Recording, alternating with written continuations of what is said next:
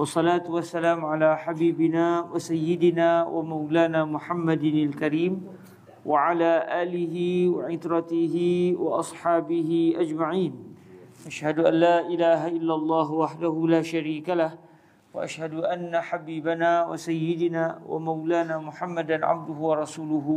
اللهم صل وسلم وزد وبارك على حبيبنا وسيدنا ومولانا محمد رسول الله وعلى آله وعترته وأصحابه ومن والاه أما بعد. Alhamdulillah, kita bersyukur pada Allah Subhanahu Wa Taala, kita direzekikan dapat bertemu pada pagi ini. Dan insya-Allah kita akan masuk ke ayat yang ke-59 daripada surah Al-Baqarah. Ayat ke-59 daripada surah Al-Baqarah, iaitu yang berkait dengan ayat yang kita baca semalam pagi. Ayat hari ini adalah firman Allah Subhanahu Wa Taala, A'udzubillahi minasyaitonirrajim. Bismillahirrahmanirrahim. فبدل الذين ظلموا قولا غير الذي قيل لهم فأنزلنا على الذين ظلموا رجزا من السماء بما كانوا يفسقون. Setelah sebelumnya mereka diminta, semalam yang kita bahaskan, Allah Ta'ala suruh dia memasuk ikut pintu, masuk dalam keadaan sujud, iaitu menunduk, masuk dalam keadaan menyebut hittah, iaitu, ya Tuhan, ampunkan dosa kami.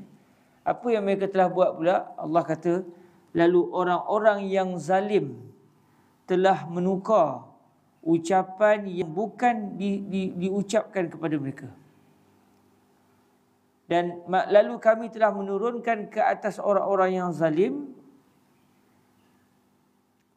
akan azab daripada langit, disebabkan apa yang mereka telah kerana mereka telah berlaku fasik, mereka telah melanggari perintah, maksudnya kerana mereka adalah orang-orang yang fasik.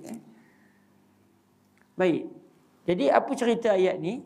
Kita hadiahkan dulu Al-Fatihah kepada Al-Imam As-Suyuti dan juga Al-Imam Al-Jalal Al-Mahalli, serta kepada semua guru-guru mereka berdua dan murid-murid mereka berdua, juga kepada seluruh yang telah membaca tafsir Al-Jalalain, sama ada yang mengajarnya atau membacanya atau yang belajar. Begitu juga kitab-kitab karangan Al-Imam Al-Jalal, Al-Suyuti dan Al-Mahalli yang lain. Semoga semua mereka mendapat kiriman pahala Al-Fatihah daripada kita. Al-Fatihah. A'udzubillahi minasyaitonirrajim. Bismillahirrahmanirrahim. Alhamdulillahi rabbil alamin. Ar-Rahmanir-Rahim. Maliki yaumiddin. إياك نعبد وإياك نستعين اهدنا الصراط المستقيم صراط الذين أنعمت عليهم غير المغضوب عليهم ولا الضالين آمين. Kata Sayyidina Al-Imam As-Suyuti dalam menghuraikan ayat ke-59, kata beliau, فَبَدَّلَ الَّذِينَ ظَلَمُوا مِنْهُمْ قَوْلًا غَيْرَ الَّذِي قِيلَ لَهُمْ فَقَالُوا حَبَّةٌ فِي شَعْرَةٍ وَدَخَلُوا يَزْحَفُونَ عَلَى أَسْتَاهِهِمْ. Maka orang-orang yang telah zalim daripada kalangan mereka, bukan semualah, bukan semua para tentera yang masuk ke Baitul Maqdis itu adalah orang yang zalim, tapi dalam ramai-ramai demo tu ada yang telah berlaku zalim, menzalimi diri sendiri maksudnya. Maknanya menzalimi di sini maknanya mereka telah ingkar dengan perintah Allah. Orang yang zalim kerana meletakkan satu benda bukan pada tempatnya, lain disuruh, lain dibuat. Maknanya mereka telah menzalimi diri mereka sendiri. Apa yang telah mereka buat? Mereka sudah menukar ucapan yang bukan disuruh kepada mereka. Apa ucapan yang mereka disuruh untuk sebut? Hittah. Hittah maksudnya, ya Allah, ampunkan, habiskan semua dosa-dosa kami biar diampunkan. Sebaliknya yang mereka sebut pula habbah. Hintah disebutnya habbah, dan sebagian riwayat kalau bukan dalam kitab ni sebut hintah. Disuruh sebut hittah, yang dia orang sebut hintah. Dari sini Imam Suyuti sebut, mereka sebut habbah fi sya'rah. Apa maksud dia? Kalau sebut hittah, ya Allah ampunkan dosa-dosa kami, hancur leburkan dosa-dosa kami maknanya. Tapi bila sebut habbah fi sya'rah, maksud dia lain terus. Habbah maknanya satu biji. Biji gandum maknanya satu biji gandum yang di dalamnya ada rambut. Maksud dia biji gandum tu kalau kita lubangkan, lepas tu kita basuh pula rambut halus ke dalam biji gandum tu. Biji gandum ni besar, orang kata apa, macam biji beras tu lah. Biji beras tu tak? Satu biji beras tu rajin pula membuat lubang di tengah-tengah tu, masukkan rambut. Maksud dia apa? Dia menyebut benda yang tak tentu hala. Lain disuruh, lain disebut. Contoh dalam riwayat lain pula, hintah. Disebut hintah. Ini disebut hintah. Gandum. Kenapa? Maksud dia main-main. Main-main. Contoh, kadang-kadang kita suruh budak-budak suruh sebut satu benda, lain disebut je. Ya tak? Maknanya dia main-main. Sedangkan masalah demo ni, demo main-main dengan Tuhan. Allah suruh sebut hittah supaya diampunkan dosa. Demo tak nak sebut hittah, demo sebut kalimah yang dekat-dekat dengan kalimah hittah. Habba fi sya'rah. Main-main. Dan habba fi sya'rah ni benda pelik, benda orang buat main. Mana ada orang, tak ada roja lah orang nak ambil satu biji buah buah gandum tu, boleh pula letak lubangkan, masuk pula rambut.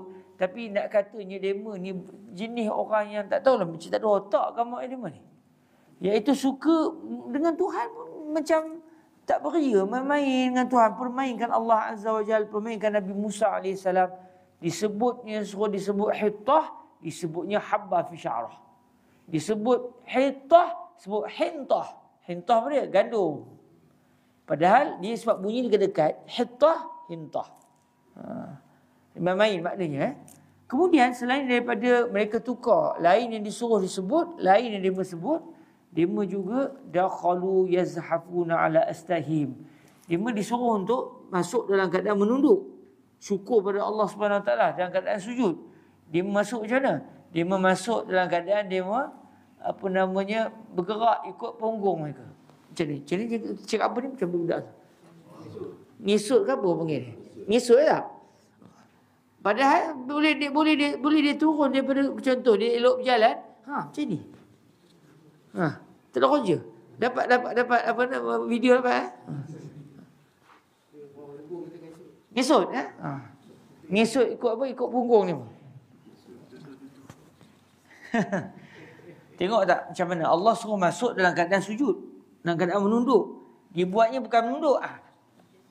Ngisut tu tak? Nampak tak betapanya demo ni? Jenis melawan, jenis apa lah otaknya tak tahu. Padahal siapa demo? Orang yang telah diselamatkan oleh Allah daripada Fir'aun. Padahal Fir'aun telah melakukan kejahatan yang teruk pada mereka. Yuzabbihuna abna'akum. Mereka telah membunuh anak-anak lelaki kamu, Fir'aun. Kemudian diselamatkan oleh Nabi Musa. Kemudian dia sampai ke laut, tiba-tiba Tuhan belah jadi 12 jalan raya. Dia selamat. Kemudian dapat al-manna was-salwa. Tengok betapa banyak nikmat yang telah dalam ramai-ramai itu pula ada pula yang kurang ajar minta nak tengok Tuhan sebab tak percaya betul ke Tuhan yang ada. Udahnya mati semuanya. Kemudian Nabi Musa minta, ya Allah tolonglah, habis dah mati, ubat aku banyak dah. Hidup balik semula. Nikmat belaka tu. Kemudian disuruh masuk ke dalam disuruh masuk ke dalam Baitul Maqdis. Inilah ayat yang lain. Dia boleh sebut pula, kamu pergilah wahai Musa dengan Tuhan, kami duduk di luar. Kau menang, alhamdulillah. Kau mengalah, kami dah dekat luar. Kemudian Tuhan uji mereka 40 tahun. Tak boleh nak ke mana-mana sebab dah tersesat. Kemudian disuruh masuk ke dalam, akhirnya dia pun selepas Nabi Musa dengan Nabi Harun wafat, bersama dengan Sayyidina Yusha' bin Nun, akhirnya mereka masuk untuk melawan orang-orang zalim, orang-orang jahat yang ada di kota Palestin. Kemudian udah berjaya, Tuhan dah bagi kemenangan. Tuhan hanya suruh sebut hittah dengan masuk dalam keadaan sujud. Tak dibuat dia juga. Sebab tu Nabi Musa ni memang Nabi Ulul Azmi. Nabi Musa memang Nabi Ulul Azmi. Nabi yang termasuk di kalangan Nabi yang ujiannya banyak. Ujian berlawan dengan Fir'aun lagi. Ujian menghadapi kaum baginda sendiri. Ya subhanallah, kita tengok sahabat Nabi tak buat pun kepada Nabi begitu. Sahabat Rasulullah tak pernah membuat perangai begitu kepada Rasulullah SAW. Di sini kita juga dapat melihat betapa tingginya darjat para sahabat Nabi SAW berbeza dengan para sahabat Nabi Allah Musa AS. Nayu Nabi Musa. Tapi begitulah, sebab itu Allah Ta'ala pamerkan kisah-kisah mereka ni supaya kita jangan punya sikap seperti itu terhadap Allah dan juga terhadap Nabi Muhammad SAW. Lalu kata Allah, فَأَنْزَلْنَا عَلَى الَّذِينَ ظَلَمُوا. Lalu kami turunkan ke atas orang-orang yang zalim. Fihi wad'u zahiri mawdi'al mudmar mubalaghatan fi taqbihi sya'nihim. Di sini kata Imam Suyuti, tengok ayat ya. Kalau kita tengok ayat Qurannya, maka orang-orang yang zalim telah mengubah ucapan yang bukan disuruh mereka untuk menyebutnya. Lalu kami menurunkan ke atas orang-orang yang zalim. Perasan tak? Di ayat ni sebenarnya ada kelainan. Okey, saya ulang sekali lagi. Biasa kita akan sebut macam mana? Kalau kita nak sesama kita lah bersembang tak? Kita akan sebut, maka orang-orang yang zalim telah mengubah apa yang disuruh oleh Allah kepada mereka, lalu Allah menurunkan azab kepada mereka. Okay, ya? Tengok ya. Kita akan sebut macam tu biasanya. Orang-orang yang zalim sudah mengubah ucapan yang disuruh kepada mereka, lalu Allah menurunkan azab kepada mereka. Tapi yang Allah guna adalah, maka orang-orang yang zalim telah mengubah ucapan yang disuruh ke atas mereka, lalu Allah menurunkan azab ke atas orang-orang yang zalim. Dua kali Tuhan sebut, orang yang zalim, orang yang zalim. Apa maksud di sini? Kalau saya pun kalau tak baca kitab ni tak terperasan tau. Imam Suyuti kata apa? Di sini Allah meletakkan benda yang zahir pada tempat benda yang boleh dibuat secara, orang kata apa, kata ganti nama. Nak kira-kira boleh je. Contoh, orang yang zalim sudah menukar ucapan yang sepatutnya mereka sebut, mereka tukar dengan ucapan lain, maka Allah mengazab mereka. Tak, Tuhan tak sebut gitu. Maka orang-orang yang zalim telah mengubah ucapan yang disuruh ke atas mereka, lalu Allah menurunkan azab ke atas orang-orang yang zalim. Jadi di sini kata Imam Suyuti, Allah telah menggunakan bukan kata ganti diri, tapi Tuhan guna bahasa jelas. Padahal di tempat itu kalau ikut-ikutnya boleh saja digunakan, orang kata apa, dhamir, kata ganti diri. Sebab sudah disebut siapa mereka sebenarnya tu, iaitu orang yang zalim. Kalau Tuhan sebut mereka pun orang faham dah siapa mereka tu, orang-orang yang zalim tadilah. Kenapa Tuhan sebut begini? Mubalaghatan fi taqbihi sya'nihim. Ini adalah untuk menunjukkan berianya Allah Azza wa Jal untuk memburukkan perangai mereka. Serupalah contohlah kalau kita geram dengan satu orang. Ahmad tu, contoh, jangan sebut Ahmad lah. Ahmad tu anak saya. Ambil orang lain. Apa? Ali jangan, sahabat Nabi. Budin lah ya. Budin. Budin tu jahat benar. Awak menengok Budin pun geram. Setiap kali tengok Budin, geram benar rasanya. Serupa nak tampar je Budin tu. Nampak berapa kali saya punya geram tu. Padahal aku tengok Budin ni geram tu. Kalau aku tengok dia, nampak. Aku pergi penampar, aku jumpa dia, boleh je kita nak guna ayat begitu. Tapi kalau ada geram benar, kita sengaja nyebut namanya banyak kali sebab makin geram rasanya. Jadi Tuhan menyebut keadaan orang ini kerana mereka ni sangat zalim, jahat ni. Padahal bagus saja mendapat kemenangan daripada Allah. Disuruh mudah je, sujud, syukur dengan Tuhan. Dalam masa yang sama sebut, hittah, ya Allah ampunkan dosa kami. Ditukarnya jadi habba fi syarah. Masuk kadang-kadang ngesot. Jadi Tuhan menunjukkan buruknya mereka ni, sehingga dalam ayat ini Tuhan gambarkan sampai dua kali Tuhan sebut orang yang zalim, orang yang zalim, untuk menunjukkan betapa buruknya keadaan mereka. Lalu Allah telah menurunkan kata orang-orang yang zalim ini turun apa? Rijzan, iaitu azab. Rijzan maknanya azab. Rijzan minas sama, azab daripada langit. Lalu kata Imam Suyuti, rijzan azaban ta'unan. Azab dari langit yang dimasukkan dalam ayat ini adalah ta'un. penyakit berjangkit dengan cepat yang membunuh ramai orang. Dipanggil taun. Taun. Taun dalam bahasa Arab ni maknanya penyakit yang merebak, yang sedang menular, dalam masa yang sama dia mematikan. Ini dipanggil sebagai taun. Macam kita taun, kita faham satu penyakit tu je. Tapi segala penyakit yang mudah, yang merebak dengan cepat dan boleh membawa kepada kematian, itu dinamakan taun. Daripada langit, satu penyakit Allah Ta'ala turunkan terus daripada langit, kena kepada mereka. Bima kanu yafsukun. Tuhan turunkan azab dari langit ini adalah disebabkan apa yang mereka telah fasikkan.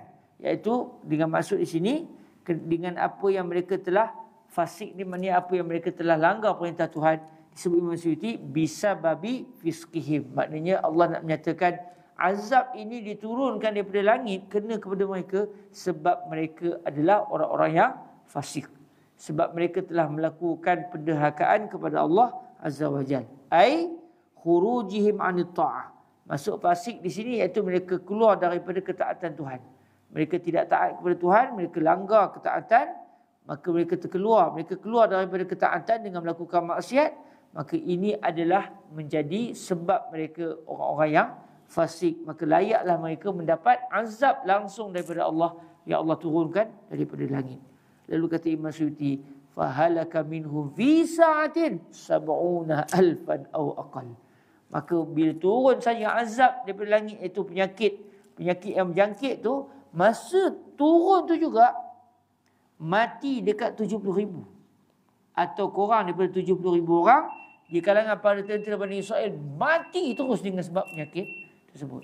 Tengok berapa kali mati dah, tak mengambil iktibar. Yang murtad sudah dibunuh. Yang minta nak menengok Tuhan sebab tak percaya pada Nabi Musa, sudah mati. Tapi dia dihidupkan semula oleh Allah. Mati lagi. Yang ini mati lagi.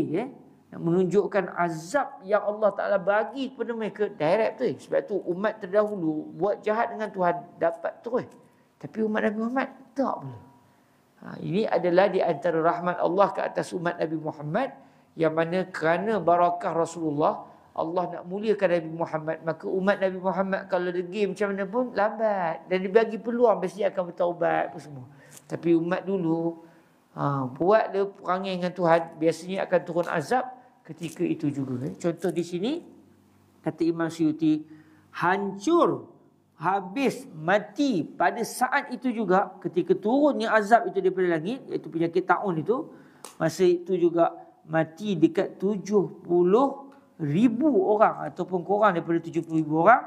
Maksudnya bilangan yang ramai lah, bukan 100-200 lah, maknanya ribu-ribu lah.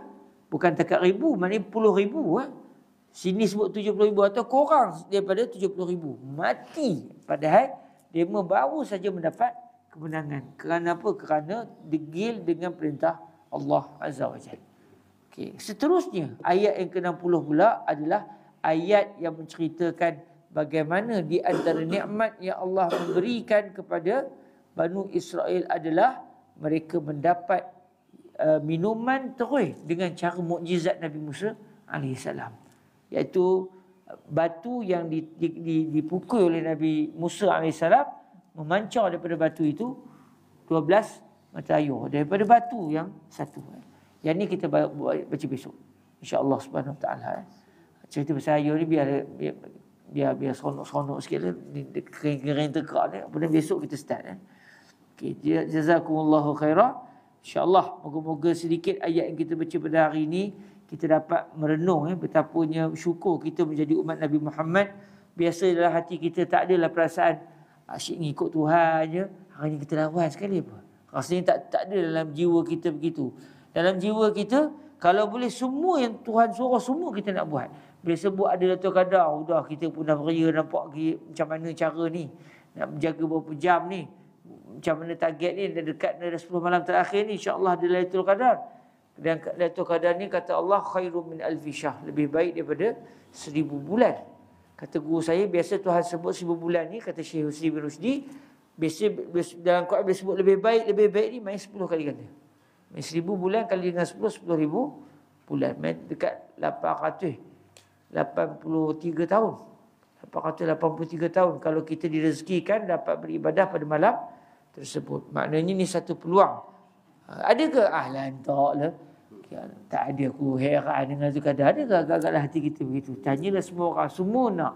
Cuma ada orang pakejnya subuh dengan isyak Jumaat je. Ada orang pakejnya sampai takat tarawih je. Ada orang dia cuba up sikit. Kalau boleh lepas tarawih dia tunggu lagi. Ada orang terus tak nak tidur malam tu. Dia cari mana-mana masjid, dia iktikaf. Moga-moga dia mendapat pahala yang berterusan pada malam tersebut. Ikut pakej lah. Tapi tak adalah dalam hati orang Islam, insya-Allah, Lailatul Qadar. Macam best, tak ada. Tapi Banu Israel, jangan. Disuruh hintah. Disuruh masuk sujud. Ngesut ngepunggung je. Ya Allah, jahat betul dia.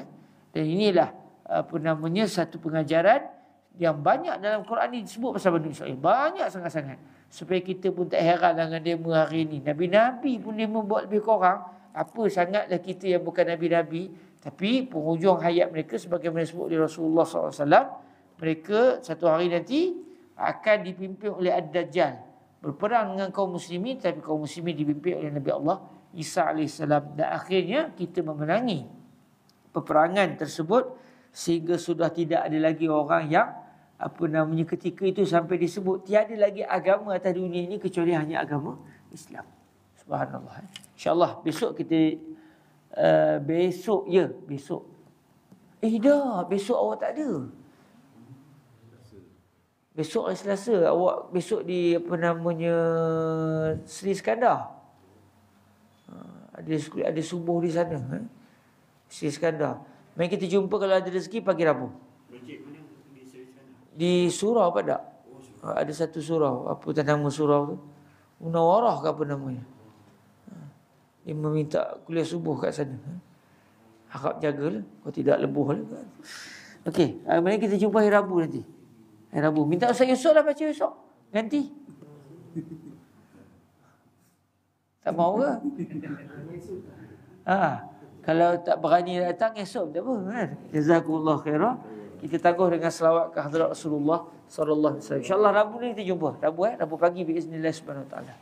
Allahumma salli afdala salatin ala as'adi makhluqatika sayyidina Muhammadin wa ala alihi wa sahbihi wa sallim adada ma'lumatika wa midada kalimatika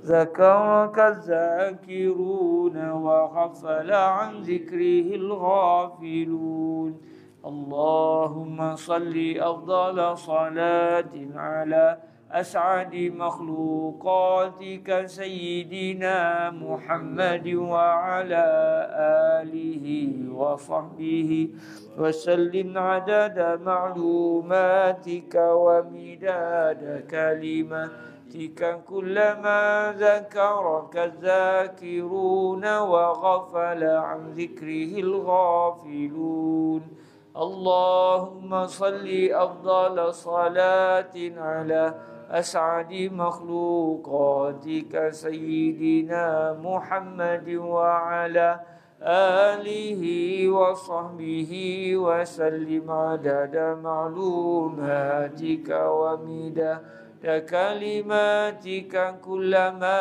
ذكرك الذاكرون وغفل عن ذكره الغافلون سبحانك اللهم وبحمدك أشهد أن لا إله إلا أنت أستغفرك وأتوب إليك بسم الله الرحمن الرحيم والعصر إن الإنسان لفي خسر إلا الذين آمنوا وعملوا الصالحات وتواصوا بالحق وتواصوا بالصبر جزاكم الله خيرا السلام عليكم ورحمة الله وبركاته